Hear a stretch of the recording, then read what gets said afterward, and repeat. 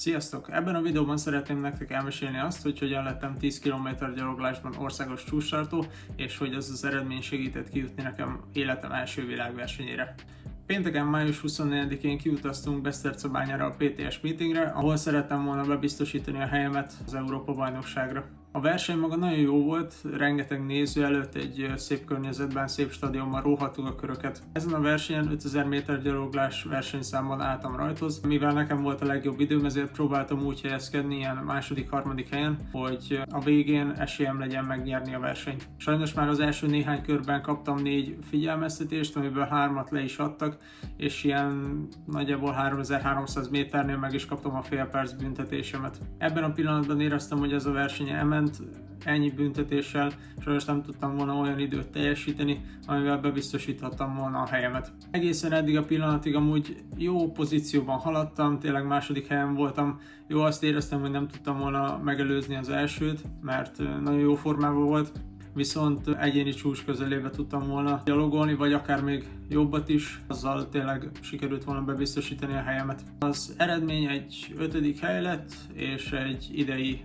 legjobb időeredmény. A verseny után eléggé lehangoltan indultunk el Borski Mikulásba, ahol ugye másnap versenyeztünk volna 20 kilométeren. A szállást 9 óra után foglaltuk el, akkor még nyomtunk egy pizzázást, és utána pedig ment a pihenés, márha tudtam volna. Hajnali 2 környékén már annyira nem tudtam mit kezdeni magammal, hogy azon elmékedtem, hogy hogyan lehetne a versenyből a legtöbbet kihozni. Sajnos nagyon feszült voltam, amiatt ugye, hogy nem jött össze az 5000 méteres verseny, de próbáltam fókuszálni arra, hogy még van egy lehetőségem. Facebookon ugye azt írtam ki, hogy másnap 20 kilométeren fogok rajthoz állni. Nyilván akkor nem álltam volna rajthoz, hogyha sikerült volna az 5000 méter, de azt viszont senki nem tudta, hogy én 10 kilométerre is be voltam nevezve. Az éjjel megnézegettem a rajtlistákat, megnéztem, hogy 10 vagy 20 kilométeren lenne több esélyem, és végül arra jutottam, hogy 10 kilométeren sokkal nagyobb esélyem van arra, hogy elérek egy jó eredményt. Szerencsére Tői bácsi egyből beleegyezett, hogy 10 kilométeren álljak rajthoz.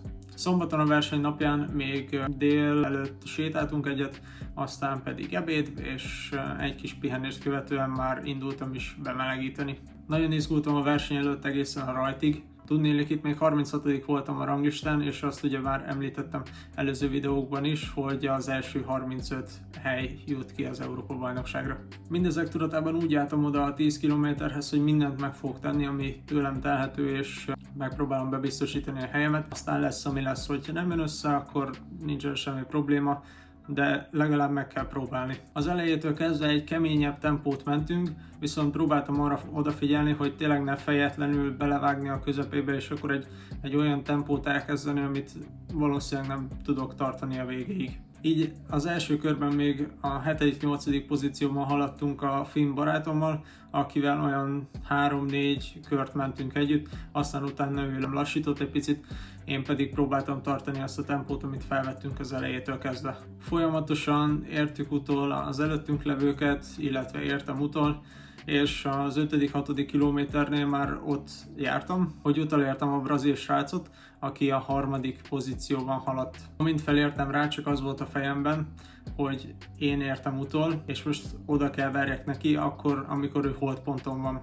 A 7. köröm lett ezáltal a leggyorsabb, fiút is egy kis meccsezés után sikerült leszakítanom. Ennél a pontnál éreztem azt, hogy a lehető legkevesebb lassulással csak arra kell koncentráljak, hogy megtartsam ezt a 3. pozíciót. Tibi bácsi az oldalvonalról kiabált, hogy van 2 lapom, és próbáljak úgy haladni, hogy véletlen se kapjak többet, mivel ugye akkor kaptam volna 1 perc büntetést, és akkor megint nem lett volna bebiztosítva a helyem, de tényleg elkezdtem nagyon figyelni a mozgásra, egy picit be is lassultam, tényleg csak arra koncentráltam, hogy megtartsam a pozíciót a lehető legkevesebb lassulással, és ne kapjak több figyelmeztetést.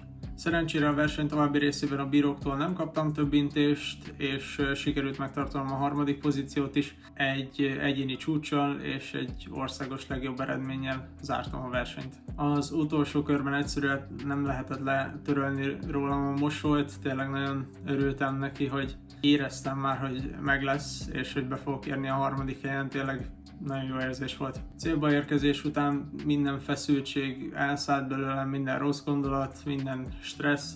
Egyszerűen annyira felszabadultam, hogy elmondani se tudom. A filmbarátom 4. lett, és készítettünk egy közös képet, ahol látszik is, hogy kicsit ki van sírva a szemem, boldogok voltunk mind a ketten. A verseny után pedig meg volt a díjátadó, készítettünk egy közös képet a szondis gyerekekkel, és aztán pedig indultunk is haza. Itt szeretném megköszönni unokatestvéremnek, Balázsnak és kedves párjának, hogy elkísértek erre a kis túrára, és hogy segítettek elérni nekem ezt a remek eredményt. Továbbá szeretném nektek megköszönni mindazt a rengeteg támogatást, szurkolást és gratulációkat, amiket kapok minden eredmény után vagy eredmény előtt. A következő videóban az Európa-bajnokságról lesz egy rövid összefoglaló, viszont addig is vigyázzatok magatokra, sziasztok!